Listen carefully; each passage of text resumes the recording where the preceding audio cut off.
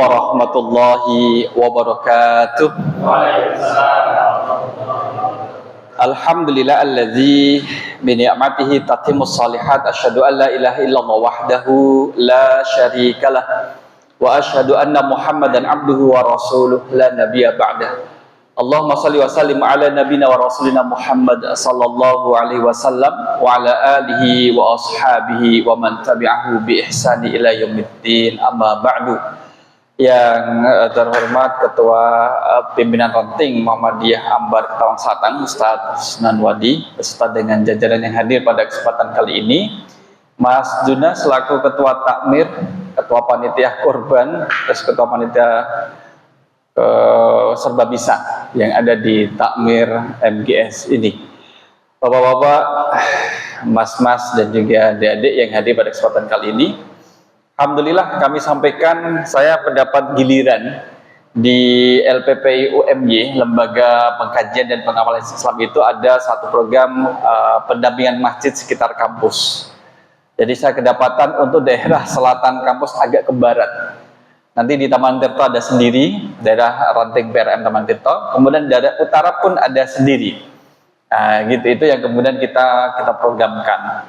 Sehingga berbeda dengan tahun-tahun sebelumnya. Kalau tahun-tahun sebelumnya adalah kita undang ke kampus, biasanya yang datang seginian. Tapi kalau kita terjun ke lapangan, ternyata lebih banyak manfaatnya. Monggo Kiai Toro. Masya Allah.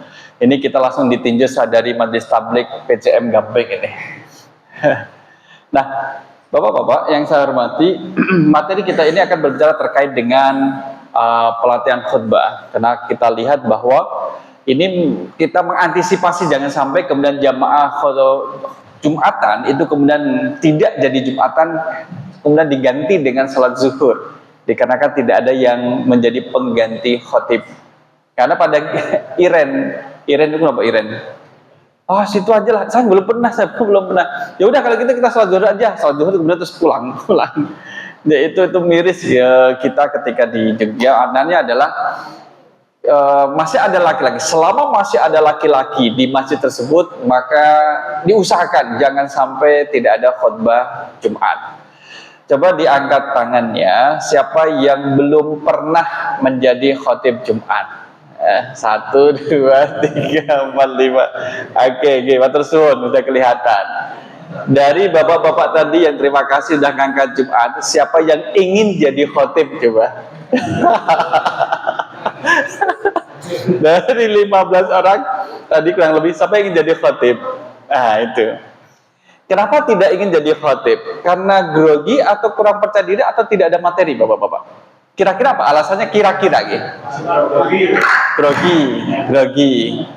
Jadi jamaah khutbah Jumat yang datang khutbah Jumat itu lebih galak atau istri jenengan yang lebih galak? Ada Ustaz Darwis itu. Jadi kalau misalkan kita lihat yang paling mudah adalah menjadi khatib Jumat. Itu yang paling mudah. Dari sekian banyak ceramah itu. Dari sekian banyak khutbah. Kenapa? Tidak boleh ada yang protes di saat khutbah Jumat. Apalagi kemudian bertanya, Pak, saya tanya, nggak boleh. Wah, sanganu Ustaz, saya nggak bisa lucu. Justru nggak boleh lucu ketika khutbah Jumat. Karena ketawanya jamaah boleh jadi mengurangi gitu, minimal mengurangi keutuhan pahalanya. Gitu. Maka khotib nggak boleh mancing-mancing dengan cerita yang lucu. Yang ada adalah nasihat. Selamatnya adalah kalau misalkan khutbah Jumat itu pakai teks. Udah saya siapkan 3 teks. Yang mau teks silahkan, tapi nanti praktek khutbah. Ada 3 teks khutbah, contoh sama, nanti akan dibacakan ketika pelatihan. Ini kan kita mau pelatihan. Siapa boleh angkat tangan 3 orang? Sudah saya siapkan 1, 2, 1 lagi 3. Awas sudah. Mas Falah minta tolong disampaikan 3. Alhamdulillah. Bukan berarti nanti yang tidak kebagian kemudian tidak boleh jadi khatib. Boleh. Tadi sudah ngangkat 1, 2, 3 sama Mas Juna. Ini 1. Kemudian Mas Nyangoren sama Mas Juna Takmir MGS. Oh, betul. Karena sekolah MGS ini nanti satunya adalah putri-putri. Nah, yang khotbah nanti ya Mas Juna selaku ketua takmirnya. Mari kita lihat, Bapak Ibu. Kita mau mengumam, mengkikis kekhawatiran dan ketidakpercayaan diri ketika menyampaikan khutbah Jumat. Tadi kita sampaikan bahwa khutbah yang paling mudah adalah khutbah Jumat. Kita masuk ke materinya, Mas Sarif. Ya, kita lihat bahwa khutbah Jumat itu kemudian tidak semenegangkan yang Bapak Ibu bayangkan. Bahkan kalau misalkan diminta mendadak pun harus bisa. Sekarang ini kalau misalkan alasannya tidak ada materi, ternyata banyak materi. Kalau misalkan perlu, wah kok nggak ada materi khutbah Jumat, Mas Toro nanti akan kemudian men-share materi khutbah Jumat. Yang khutbah besok materi ini sudah terbit, sudah ada, tinggal di-share. Kalau bapak-bapak yang gabung di grup boleh minta khutbah, naskah khutbah untuk Jumat ini, nggak apa-apa. Nanti sama dengan yang lain, sesama-samanya naskah khutbah Jumat kita itu masih sedikit yang menggunakannya. Berbeda dengan yang di Malaysia, satu provinsi sama, Pak. Satu provinsi.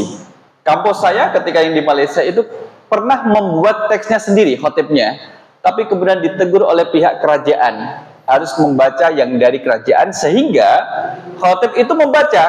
Ketika membaca itu ada salahnya. Maklum, kenapa? Karena baru diterima menjelang khutbah Jumat. Karena dia harus nunggu, dikirim lewat email, kemudian dicetak, di print, baru dibacakan. Wah, itu khotib kok cuman baca, nggak hafal tuh ya? Bukan nggak hafal, karena harus sesuai sama persis dengan apa yang tertulis di dalam teks itu. Bahkan doa-doanya pun sudah tertulis. Naskah yang tadi kita bagikan juga sudah ada doanya. Tinggal kemudian melancarkannya, dilancarkan membacanya, intonasinya, kemudian juga pengolahan ritme dan juga suaranya. Ingat, tidak ada tanya jawab dalam khutbah Jumat dan tidak ngelucu gitu. Gimana ngelucu? Grogi aja. Khutbah Jumat itu tidak lama-lama. Yang lama adalah sholatnya. Ya, khutbah Jumat yang pernah saya ikuti dulu adalah yang paling cepat adalah menjadi khatib di daerah Pasir, Kalimantan Timur. Di tempat PT Pama, perusahaan tambang. Itu 10 menit plus sholat. Gitu Tante Darwis, Pak Amar. 10 menit plus sholat, gimana ngaturnya? Jadi pokoknya 10 menit plus sholat itu adalah waktu untuk ya khutbah dan kemudian sholat selesai. Tapi selesai khutbah Jumat, kemudian ada pengajian, itu 30 menit. Jadi sama saja ya, 10 menit tambah 30 menit. Jamaknya sama-sama yang hadir dalam khutbah Jumat tadi. Nah, besok ada mungkin yang mau membersamai saya. Saya tadi dihubungi sama takmir masjid UGM. Jadi ban serep saya nggak tahu karena baru dihubungi. Tidak biasanya dia menghubungi. Berarti ada khotib yang berhalangan. Saya tanya, berapa menit Mas? 15 menit saja, Ustaz, tidak lebih. Oh, enak toh? 15 menit dengan salam, innal hamdalillah, itu bisa nyampe 3 menit. Masih 12 menit. Kurangi dengan duduk di antara dua khutbah, duduknya 1 menit. Masih 11 menit. Wasiat bertakwa 1 menit, doanya 2 menit, intinya 8 menit kayak kultum, kuliah terserah antum. Itu tidak lama gitu. Jadi sebenarnya tidak lama, maka khutbah itu singkat, padat dan jelas gitu, sehingga mudah untuk disampaikan insyaallah. Dulu ketika saya baru pulang dari Malaysia kan di Masjid Ma'arif Mancasan, Pak Umar, ganti Pak Hasto. Sampai saya tuh tanya, siapa Hasto ini? Kok setiap Jumat paling saya yang ganti tuh? Ternyata baru ketemu orangnya saya. Jenengan namanya Pak Hasto? Iya. Oh, jenengan namanya Pak Talkis? Iya. Oh, ternyata punya kisah. Oh, jenengan ini saya ganti terus setiap Jumat pahit. Iya. Terus dia cerita, oh jenengan Pak Talkis ya, ketika saya Jumat pahit datang ternyata jenengan sudah di atas mimbar. Ya gitu, karena dilihatnya sudah masuk waktunya ternyata gitu. Jadi baru tahu kalau itu namanya beliau. Dan itu menjadi kenangan. Dan berawal dari dadakan itu kemudian kita menjadi terbiasa. Kita tidak kurang materi, buka Al-Ikhlas, Al-Falaq, An-Nas jadi materi. Lihat besok kemudian menyampaikan terkait dengan judi online slot, itu bisa jadi materi. cek khodam bisa jadi materi, cek khodam itu. Nah, itu kemudian bisa disampaikan dalam bentuk materi. Nah, kita akan melihat Bapak-bapak terkait juga dengan khutbah Jumat dalam perspektif dari beberapa mazhab ya. Tentunya kemudian ada di sini catatannya, ini kalau dibawa jalan-jalan gak bisa ya mic-nya. Mudah-mudahan nanti ini ya Mas Junah ada bantuan lagi untuk wireless-nya. Nah, kalau sering dipakai, masjid ini sering dipakai, jadi kita tahu apa yang diperlukan, dan kemudian kita adakan. Nah, gitu. Mic wireless nanti. Nah, Bapak-bapak, di situ kita lihat bahwa ada beberapa pendapat terkait juga dengan fikih, mazhab fikih Ahlus Sunnah terkait dengan ini adalah masalah khutbah Jumat, ya. Masalah khutbah Jumat. Kan kita kalau disebut Muhammadiyah itu mazhabnya apa toh gitu. Memang Muhammadiyah kemudian tidak kembali kepada Hanafi semuanya juga secara total juga tidak, kepada Maliki secara total juga tidak, ke Syafi'i juga tidak, Hambali juga tidak. Kemudian melalui majelis tarjih di Muhammadiyah itulah kemudian mengambil pendapat yang kuat di antara pendapat-pendapat yang ada dengan tetap menghormati perbedaan pendapat itu sendiri. Kalau disebut bahwa Muhammadiyah tidak bermadhab, memang kemudian tidak mengacu pada salah satu 4 madhab ini secara utuh, tidak. Tapi kemudian kalau dilihat pendapat di Muhammadiyah pun kemudian kembali kepada salah satu madhab dalam beberapa urusan atau perkara masalah fikih. Termasuk juga nanti masalah khutbah Jumat. Kita lihat Bapak Ibu, Bapak-bapak, terkait dengan khutbah. Khutbah itu kan pembicaraan atau suatu perkara yang besar, itu khutbah. Khutbah, jenengan milih senang khutbah atau khidbah? Lebih enak khutbah atau khidbah? Hidayat. Mas Toro, khutbah atau khidbah? Gitu. Tidak cukup batuk. Menurut istilah bahwa khutbah Jumat atau khutbah, perkataan tersusun yang mengandung nasihat dan informasi. Jadi ada maklumat yang kita sampaikan. Jadi kalimat yang kita sampaikan juga tersusun. Jadi kan kemudian tidak harus berpikir harus sempurna, tidak sempurna. Itu nek sempurna itu menjadikan jamaah yang datang itu malah cepat tidur. Gitu. Salah satu khatib di masjid kampus pernah menyampaikan materi khutbah, tidur adalah nikmat dari Allah. Tidur, jadi orang yang tertidur merasa malu. Aduh, disinggung, baru mulai tidur sudah disinggung sama khatibnya. Karena nikmat yang kita rasakan adalah, nikmat besar yang kita rasakan adalah tidur di saat khatib berkhutbah. Itu enak. Itu luar biasa enak ya. Kalau bisa tidur itu enak ya. Maka jangan sampai tidur berlama-lama. Kemudian khutbah adalah cabang ilmu atau seni berbicara di hadapan banyak orang. Insya Allah berani Bapak-bapak, itu berani. Maka kalau sudah masuk waktunya khutbah, segera dengan naik ke atas mimbar. Mumpung orangnya sedang sedikit. Nah, ya kan sedang sedikit. Banyak itu nanti kalau mau selesai. Maka kalau sudah kelihatan banyak, udah tutup saja dengan cukup membaca. Modalnya adalah melancarkan bacaan dalam teks khutbah itu. Itu sudah satu prestasi itu.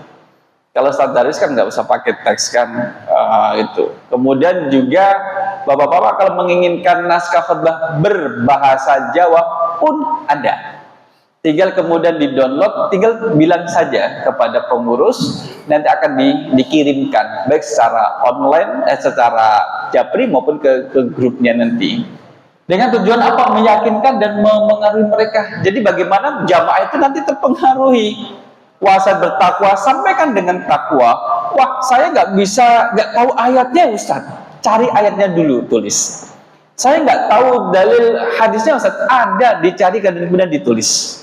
Saya sendiri pun masih menulis teks dalam bentuk poin-poin. Gitu, nanti dielaborasi dan kemudian disampaikan. Kalau kita lihat, apa bedanya khutbah dengan ceramah? Kalau khutbah, komunikasi cenderung terjadi satu arah dari pembicara ke pendengar, dari khatib kepada jamaah, selesai. Jadi jamaah itu nggak ada kesempatan bertanya, ngomentari, apalagi ngerasani, nggak ada. Apalagi instruksi khatib, nah itu nggak bisa. Kecuali kalau kondisinya sedang hujan. Karena kalau pernah di Kairo itu khutbah Jumat itu langsung diakhiri Seingat saya tidak masuk ke khutbah yang kedua, hanya satu saja. Karena jamaah yang di luar, lebih luar masjid, lebih banyak jumlahnya daripada yang di dalam. Yang di luar kemudian teriak, "Motor!" Hujan, memang hujan. Saat itu hujan, langsung kemudian diakhiri, khatib langsung berdoa. Kalau misalkan saya terserah sahabat suruh kamu di luar, karena di dalam nggak muat itu, maka kemudian itu secara kondisional. Kalau di tempat kita, insya Allah masih terkendali sekalipun adalah hujan. Malah kalau hujan itu kesempatan khatib untuk memperpanjang khutbahnya. Ayo, siapa yang mau pulang duluan, silahkan pulang duluan. Mumpung hujan lagi deras, nggak ada yang keluar. Nah, kalau misalkan ceramah, sering terjadi komunikasi dari dua arah atau komunikasi timbal balik tanya jawab. Kayak kita ini termasuk ceramah, karena nanti bapak bisa bertanya, memberi komentar bisa. Kalau khutbah tidak dari satu arah. Khutbah bersifat formal, sedangkan ceramah tidak formal.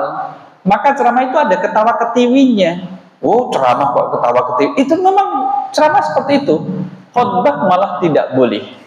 Tidak boleh ketawa ketiwi, ya kan? Ketawa ketiwi tidak boleh. Itu khutbah. Jadi simple. Kemudian fungsi khutbah, jadi khutbahnya kita bisa berupa tahzir, peringatan atau memberikan perhatian. Peringatan, kita ingatkan tanggal 7 Juli nanti masuk tanggal 1 Muharram tahun baru Hijriah 1446 Hijriah, diingatkan. Nanti ada salah satu ibadah puasa Asyura, kemudian ada puasa Tasu'a, dijelaskan pahala orang yang puasa Asyura itu adalah menghapus dosa-dosa yang sudah lewat. Itu satu hikmah juga. Kemudian juga bermakna tausiah, pesan atau nasihat. Nasihat takwa, pesan untuk bertakwa. Ada tazkirah atau mau'izah, pembelajaran atau penyadaran. Ada tabsyir, kabar gembira atau harapan. Termasuk juga bagian dari syarat sah salat Jumat adalah khutbah. Fungsi khutbah adalah sebagai salah satu syarat sah dari salat Jumat. Jadi kita sering yang khutbah Jumat berisi terkait dengan nasihat. Di sini nanti disampaikan. Nah, maka kalau udah megang teks fotokopian itu tinggal dibaca, kasih tulisan, kasih tanda, saya berhenti di sini, intonasinya di sini, berhenti, baca, lihat jamaah, baca, lihat jamaah. Kan jamaah tidak lihat khatib terus menerus, gitu. Jamaah akan lebih banyak yang tunduk ke bawah. Itu. Dan kan senang kan kalau wah sudah pada tidur nih, terus dilewati gitu, dipercepat itu boleh, demikian itu. Rukun khutbah. Nah, ini kemudian perbedaan antara mazhab terkait dengan rukun khutbahnya. Kalau kita lihat dari rukun khutbahnya di sini, kalau Hanafiyah itu khutbah Jumat itu terdiri dari tahmid, tahlil dan tasbih. Tahmid, innal hamdalillah. Kemudian la yashhadu an la ilaha illallah. Kemudian tasbih subhanallah. Kalimat tasbih itu sudah terpenuhi rukun khutbahnya. Kalau kemudian Maliki adalah minimal ada dua saja, ada dua bacaan. Ittaqullaha fima amar wantahu amma anhu naha wa jazar. Itu sering dibaca oleh khatib-khatib yang ada di Malaysia. Di bagian akhir nanti akan dibacakan ini, bagian doanya. Dibacakan. Ittaqullaha fima amar wantahu amma anhu naha wa zajar. Itu. Kalau Syafi'iyahnya adalah membaca hamdalah, berselawat atas Nabi, kemudian berwasat dalam ketakwaan, membaca ayat Al-Qasas mampunya, kemudian berdoa. Ini yang kemudian kita lakukan, banyak dilakukan di Indonesia. Misalkan membaca hamdalah, innal hamdalillah nahmaduhu wa nasta'inuhu wa nastaghfiruh wa na'udzubillahi min syururi anfusina wa min sayyiati a'malina may yahdihillahu fala mudhillalah wa may yudlil fala hadiyalah. Asyhadu an la ilaha illallah wa asyhadu anna Muhammadar Rasulullah. Allahumma shalli ala Muhammad wa ala ali Muhammad. Nah, ini kemudian selawat. Allahumma shalli wa sallim ala nabiyina wa rasulina wa habibina wa syafi'ina Muhammad sallallahu alaihi wasallam wa ala alihi wa ashabihi wa man tabi'ahu bi ihsan ila yaumiddin. Puasa bertakwa, ittaqullaha haqqa tuqatih wa la tamutunna illa wa antum muslimun. Sebagaimana tadi kita membaca ayat Al-Quran, kemudian ada unsur berdoa. Jadi unsur-unsur ini menjadi terpenuhi. Jadi dari Imam Syafi'i, dalam Syafi'iyah lebih banyak rukunnya.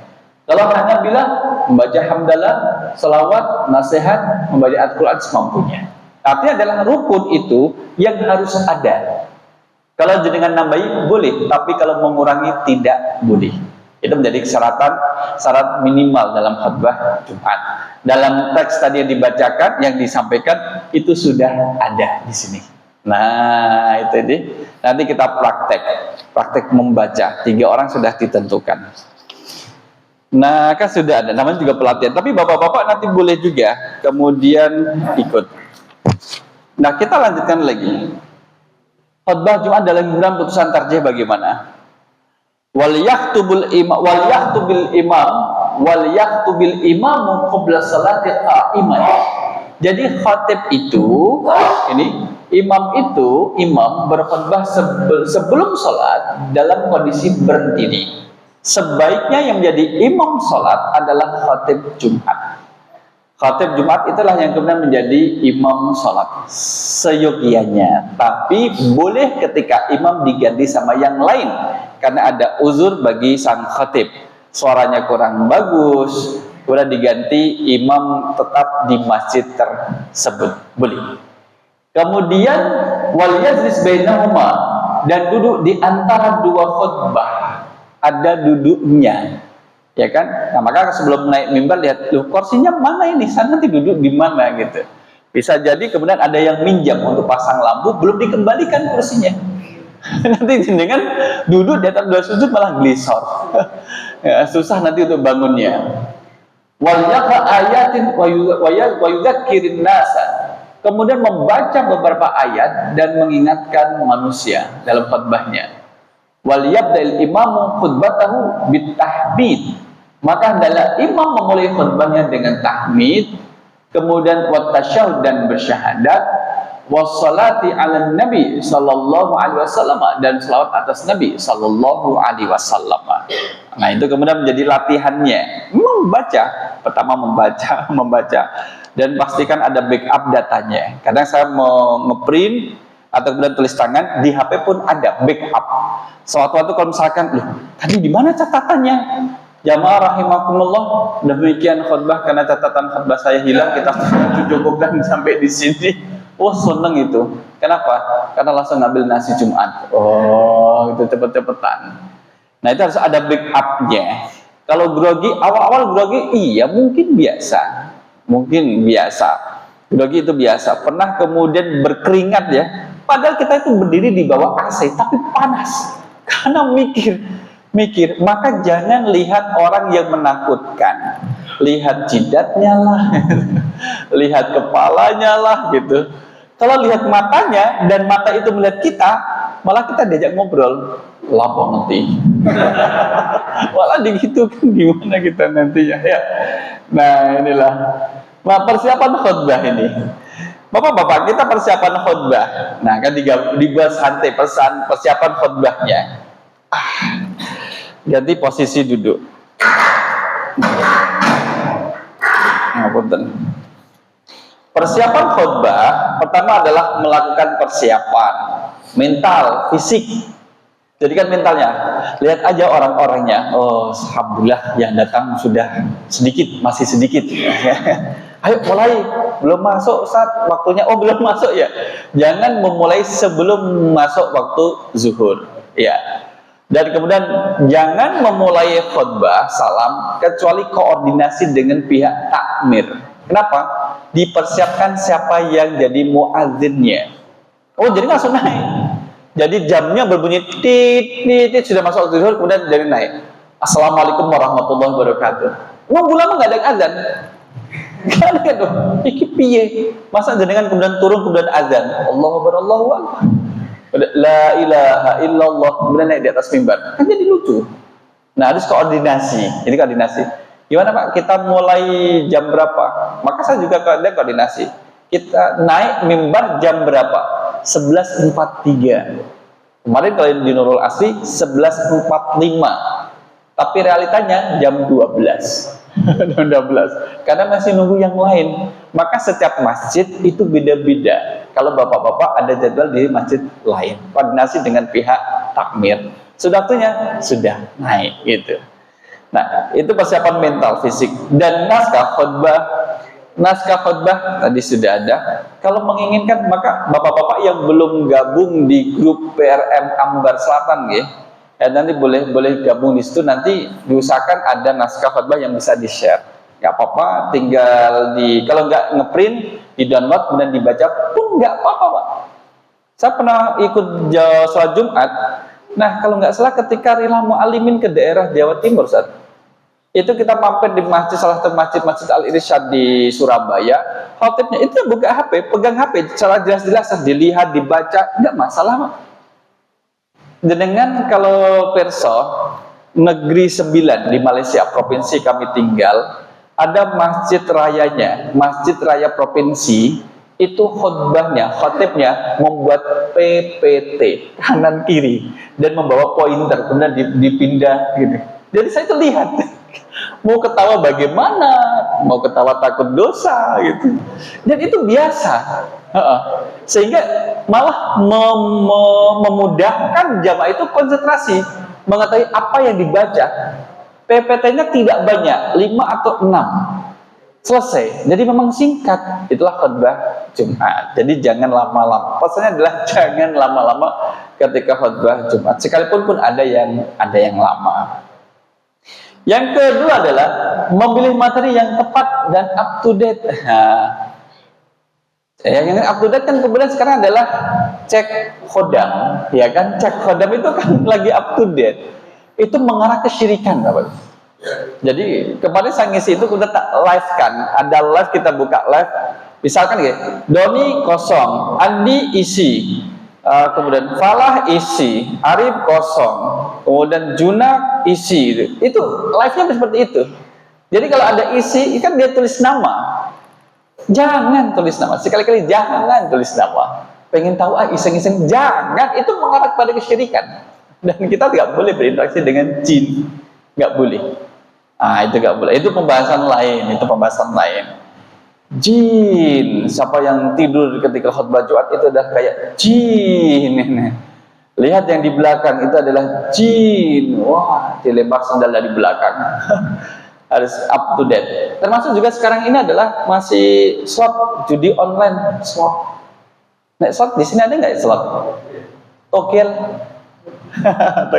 Itu kemudian termasuk up to date dan lihat perkembangannya. Jadi khutbah Jumat yang disampaikan di hari Jumat itu bisa menjadi solusi dari masalah seminggu yang lalu dan bekal untuk seminggu kedepannya. Saya demikian. Maka kemudian kita cari yang up to date. Melakukan latihan seperlunya. Ini latihan. Bapak-bapak, jangankan kita kemarin saya dapat informasi. Salah seorang profesor itu sampai meng-cancel. Jadi Kamis malam Jumat ada kegiatan, beliau izin. Saya izin Ustadz. Kenapa? Besok saya ada jadwal khutbah dan ini masih latihan. Malam Jumat latihan, paginya latihan untuk khutbah sekitar 15 menit. Karena memang baru pertama kali. Baru pertama memang seperti itu, nggak apa-apa. Mas Pak kami, Ustaz ada naskah khutbah nggak? Saya besok jadi khotib pengganti. Kita kirimin dan itu bisa diselesaikan. Dan memang harus latihan semua melalui proses latihan. Sama juga, ini dosen malam itu kemudian di luar, kemudian berdiri, tumal tabi. Ternyata besok menyampaikan khutbah Jumat juga. Nah, sampai demikian itu proses yang kita lalui nikmat, insya Allah nikmat. Salah nggak ada yang protes. Bok menawi kemudian baca ayat kok salah, nggak ada yang protes. Jamaah itu nggak ada yang protes.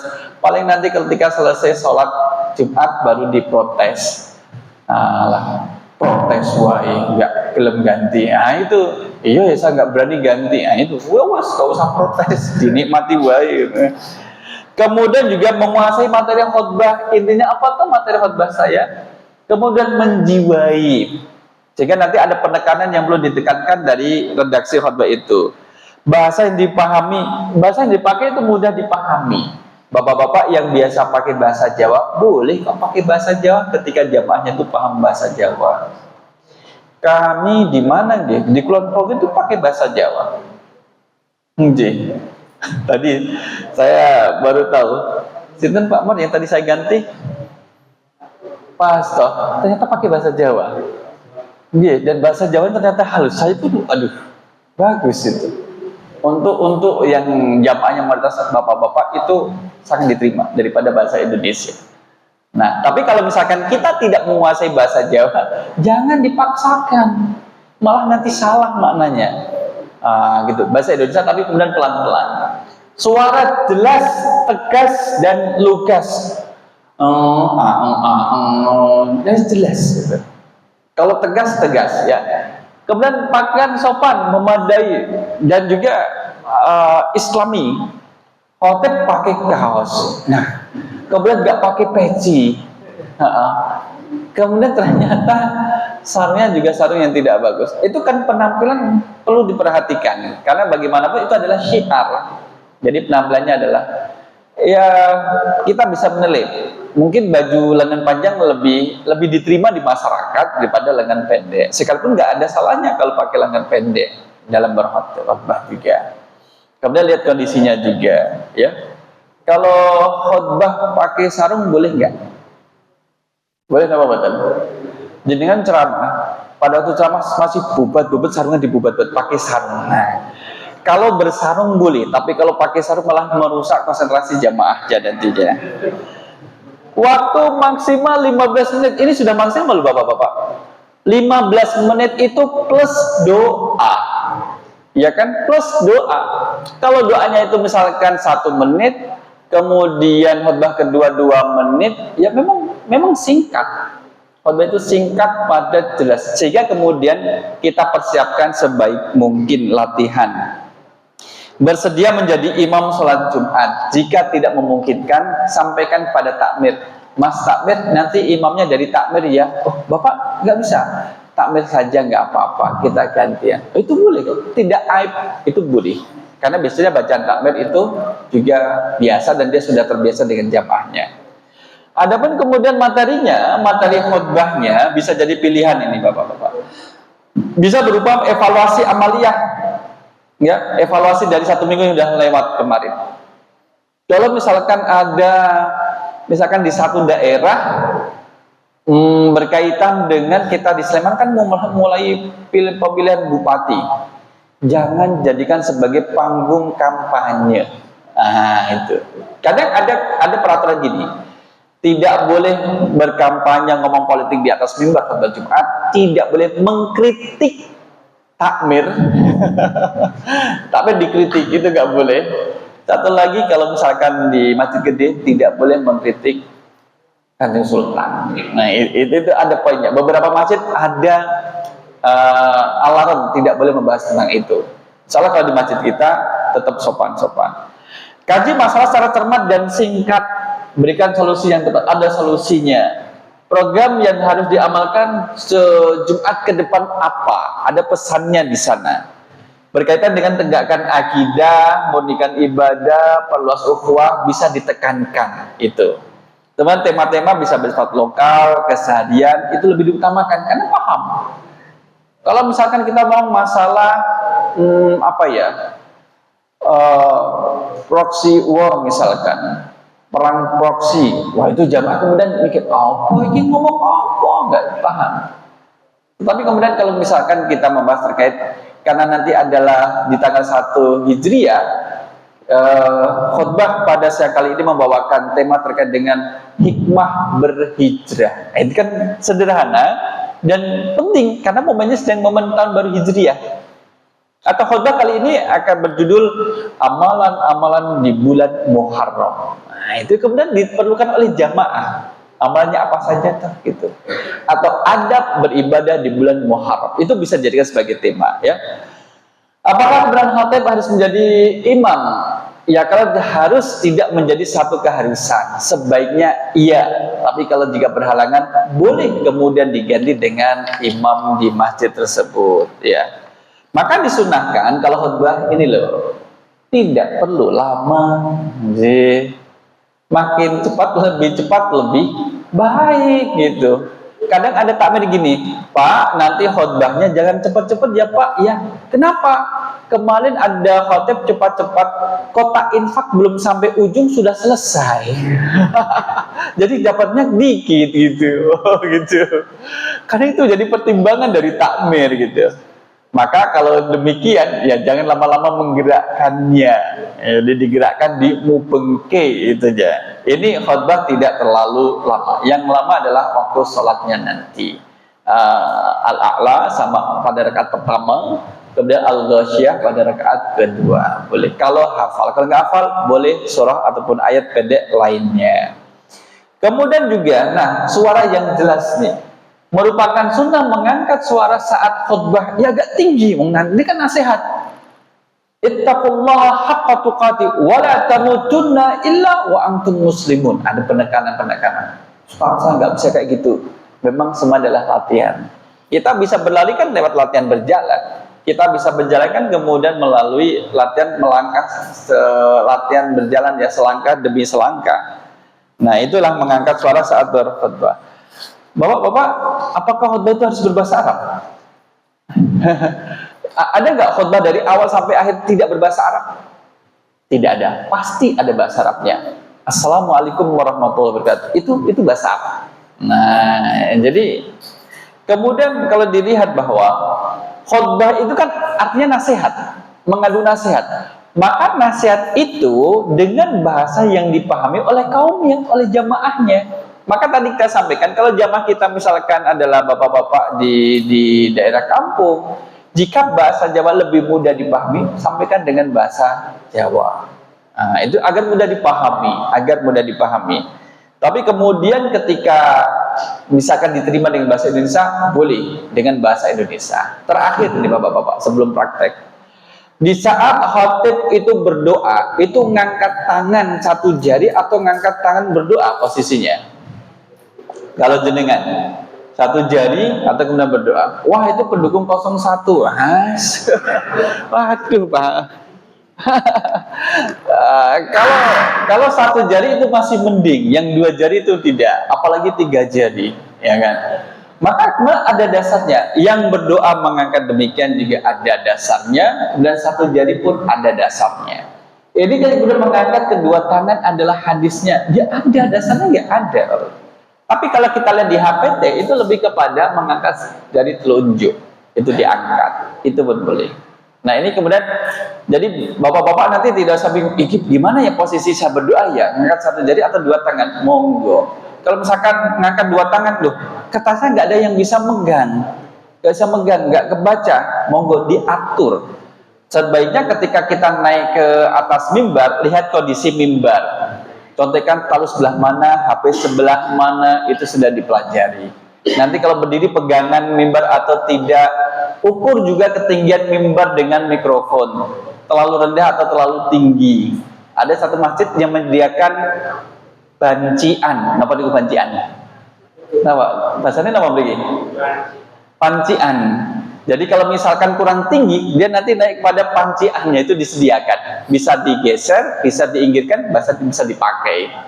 Nah inilah kemudian bapak-bapak dari materi terkait dengan pelatihan khutbah Jumat, dan memang dibuat mudah. Allah a'lam bishawab. Moga kalau ada yang ditanyakan sebelum kita melihat saudara kita untuk praktek, nanti langsung dibaca, nggak ada azan, karena sudah malam jadi nggak ada azan. Monggo bapak. Khotib itu boleh memperingatkan jamaah yang bicara bisa? Boleh. Sebagaimana Rasul SAW itu pernah menunjuk yang tadi barusan datang, silakan salat 2 rakaat. Boleh. Kemudian khatib juga kalau kami di Malaysia mengingatkan untuk tidak bermain dengan telepon bimbit, karena itu bisa menghilangkan, jadikan khutbah nilai pahala ibadah itu menjadi sia-sia. Tidak pegangan HP, dinasihatkan gitu. Justru kalau yang mengingatkan sama jamaah batal juga. Itu batal. Hanya bilang atau kemudian nggak boleh. Itu menjadi batal. Jamaah itu menjadi batal, tidak terhitung sebagai khutbah. Maka kalau khotib, makanya itu khotib Jumat itu berkuasa penuh, luar biasa, LBBP, luar biasa dan berkuasa penuh itu khotib. Gitu. Tapi jangan digunakan sebagai ajang maki-maki musuhnya. Ada musuh saya datang, wah langsung kemudian dihajar, enggak boleh. Nasihat itu gitu. Berikutnya silahkan Pak Mat kalau ditanyakan. Sebentar lagi jadi khotib loh ya. Monggo. Saya mau tanya, yang di sini kan di materi itu jika kita mau puji-puji kepada Allah dan Rasulnya, nah apakah itu kita perlu ditanjung karena dipertimbangkan tidak terdapat kesimpulan dari Allah? Nah apakah nanti kita juga dibolehkan untuk membahas Indonesia?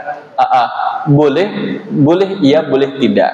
Kalau Prof. Yunahar Ilyas Allahyarham itu tidak, karena lihat temanya. Kalau temanya adalah cukup padat dan waktunya singkat, beliau tidak, mari kita panjatkan puji syukur pada Allah, tidak menggunakan bahasa Indonesia itu, cukup dicukupkan dengan bahasa Arab di atas tadi, langsung pada temanya, karena waktunya singkat. Bahkan kalau kita mau baca muqaddimah innal hamdalillah pesan takwa, itu bisa 5 menit Pak, tinggal 10 menit kan? 10 menit, intinya mungkin 5 menit lagi. Setelah itu nanti kan kemudian doa. Ingat, 15 menit adalah waktu maksimal, jadi boleh kurang. Ada yang cukup ketat, di mimbar ditulis maksimal khutbah selesai 12.30 plus sholat. Itu Pak, plus sholat. Lah yang lama bukan khotib atau sholatnya, muadzinnya lama, lagunya panjang. Itu kita nunggu bisa 7 menit Pak. Itu karena muadzinnya bagus, masjidnya besar, jadi lama. Jadi mengurangi waktunya. Ya itu tidak apa-apa. Lagi. Oke, sekarang kita dari sini dulu ya. Ustaz, silahkan. Berdiri di mana sini boleh. Langsung gabungan khutbah pertama dan kedua. Nanti bapak-bapak boleh memberikan ini, memberikan feedback. Oh itu kurang tegas. Oh ini boleh. Oke, silahkan Ustaz. Pakai mic yang ini,